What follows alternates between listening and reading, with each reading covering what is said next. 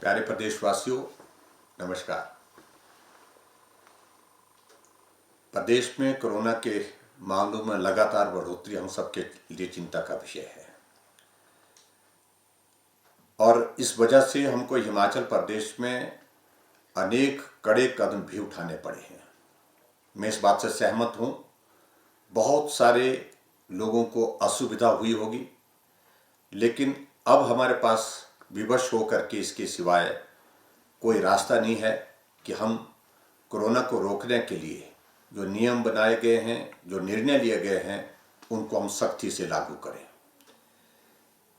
मैं आप सबका आभार व्यक्त करता हूं।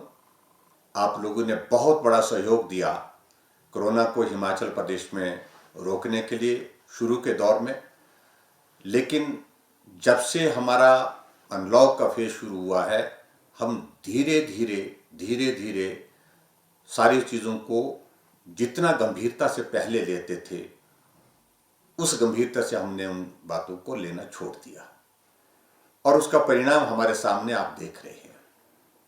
एक वक्त हिमाचल प्रदेश पूरे देश में कोरोना के मैनेजमेंट को लेकर के सबसे बेहतर प्रदेशों में था और आज हमको इस बात को लेकर के बहुत दुख भी है और स्वाभाविक रूप से आप सबको भी होगा कि आज की परिस्थितियों में हिमाचल प्रदेश उन प्रदेशों में शामिल हो गया जहां कोरोना की स्थिति बहुत ज़्यादा चिंताजनक है।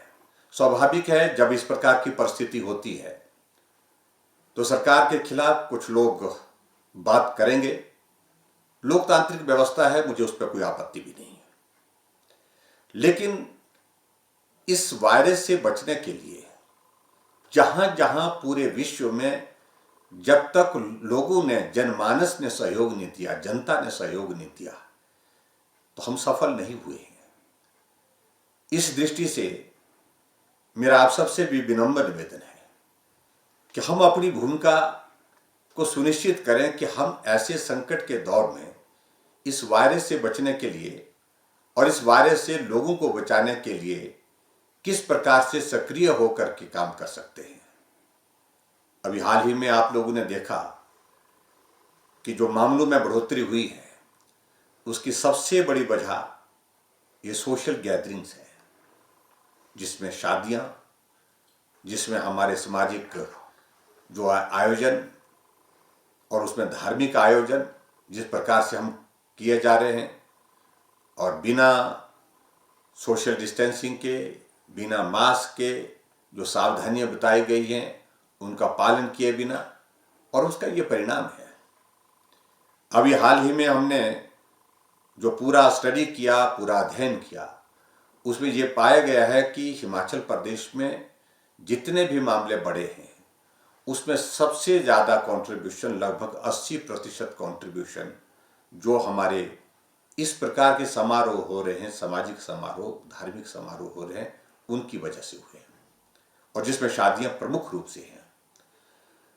और ऐसी परिस्थिति में हम सब लोगों को ये सोचने पर विवश होना पड़ रहा है। ऐसी एक नहीं, अनेक जगह इस प्रकार की घटना हुई जहां एक एक शादी में 50 लोग, 60 लोग और इससे भी ज़्यादा लोग संक्रमित होकर के या पूरा गांव का गांव भी संक्रमित हुआ है। और इसलिए जब शुरू के दौर की परिस्थिति थी, जब वायरस बाहर से आ रहा था, हमने बहुत सख्ती की और बॉर्डर पर रोक करके लोगों के टेस्ट भी करवाए। लोगों के टेस्ट करवाने के साथ साथ में उनको क्वारंटीन भी किया।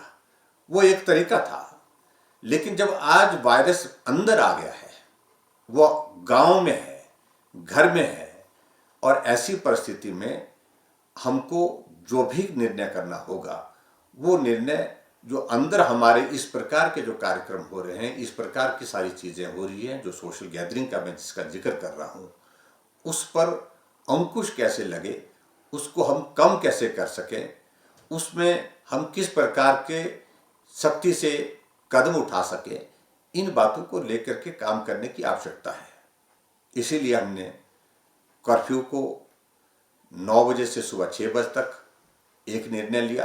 कर्फ्यू को लेकर के कई तरह के पक्ष और विपक्ष में तर्क आए हैं, मैंने अध्ययन किया, लेकिन मैं आपके बीच में स्पष्ट कहना चाहता हूँ कि आजकल सर्दी के इस मौसम में जब इस प्रकार के सार्वजनिक आयोजन हम कर रहे हैं, बाहर जाकर के सर्दी के मौसम हम कर नहीं सकते हैं, घर के अंदर कर रहे हैं, हॉल के अंदर कर रहे हैं, और हॉल और घर के अंदर ज़्यादा लोग इकट्ठा होकर के लंबे समय तक बैठते हैं, तो स्वाभाविक रूप से अगर एक भी संक्रमित व्यक्ति वहाँ पर मौजूद होगा तो वो कई लोगों को संक्रमित करने की क्षमता रखता है। इसलिए हमने ये निर्णय लिया कि सोशल गैदरिंग्स रात को थोड़ा कम हो, कर्फ्यू का उस पर असर होगा, उस दृष्टि से हमने एक निर्णय ये लिया था। दूसरा, रात को हमारी ट्रैवलिंग कम हो, गाड़ियों में आना जाना कम हो। मजबूरी में जाना एक परिस्थिति अलग तरह की है, लेकिन अनावश्यक हम ट्रैवलिंग को किस प्रकार से रोक सके उसको सुनिश्चित करने के लिए कर्फ्यू का असर स्वाभाविक रूप से होगा। क्योंकि सर्दी के मौसम में चाहे आप बसों में जाएं, चाहे आप टैक्सी में जाएं, चाहे आप निजी गाड़ी में जाएं, जब शीशे बंद करके जाएंगे, सर्दी के मौसम में शीशे खोल नहीं सकते हैं रात को, ऐसी परिस्थिति में एक भी व्यक्ति गाड़ी के अंदर होगा, वो सबको संक्रमित करने की परिस्थिति में होगा। जो हमने सख्त निर्णय लिए हैं उसके कारण स्वाभाविक रूप से बहुत सारे लोगों को असुविधा हुई होगी। बहुत सारे लोगों ने हमसे फ़ोन पर बात की, मिल कर के भी बात की कि बहुत दिक्कत हो रही है, हमने शादी के लिए लोगों को निमंत्रण दे दिया है, व्यवस्थाएं जोड़ दी हैं, और अब ऐसे में वो सारी चीज़ों को लेकर के वो चिंतित भी हैं। मैं मानता हूँ उनको कठिनाई हुई, लेकिन जीवन बहुत बहुमूल्य है। हमारे लिए महत्वपूर्ण इस वक्त यह है कि हम खुद भी सुरक्षित रहें और दूसरे की जिंदगी को भी खतरे में डालने का हम काम ना करें, यह अधिकार हमको नहीं है। उस दृष्टि से स्वाभाविक रूप से जो निर्णय लिए हैं, मेरा आप सबसे विनम्र निवेदन है कि हम उनका पालन करें, और कम से कम जो इस प्रकार के हमारे आयोजन है उसमें संख्या जो हमने निर्धारित की है उसी संख्या के अंदर जो है आप अपना कार्यक्रम करें। हमने मंत्रियों को भी कहा कि 50 से ज़्यादा लोग अब सार्वजनिक कार्यक्रम में नहीं होंगे, चाहे कार्यक्रम सभा का बाहर हो चाहे वो हॉल के अंदर हो। और ऐसे में हमने विधायकों को भी कहा है, हमने खुद भी स्वयं भी सारे प्रदेश के जो कार्यक्रम हमारे निर्धारित हुए थे उन सारे कार्यक्रमों को स्थगित कर दिया है, ताकि हमारी वजह से भी लोग जो भीड़ में आते हैं वो संक्रमित हो। ऐसी परिस्थिति को अवॉइड करने के लिए, उसको टालने के लिए हमने ये निर्णय लिया है।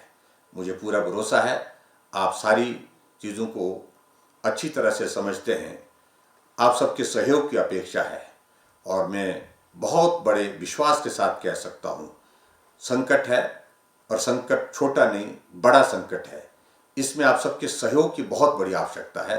और जो भी हमने निर्णय लिए हैं सरकार की ओर से, उन निर्णयों को पालन करने में आप अपना सहयोग दें। हमारी प्राथमिकता है आप स्वस्थ रहें, आप सकुशल रहें, आपका परिवार और परिवार के साथ आपके साथी, दोस्त, मित्र, समाज सारा का सारा जो है इस वायरस की चपेट से बचा रहे, ये हमारी प्राथमिकता है। इसके लिए आप सबके सहयोग की अपेक्षा है। यही मुझे आप सबसे विनम्र निवेदन करना है। बहुत बहुत धन्यवाद। नमस्कार।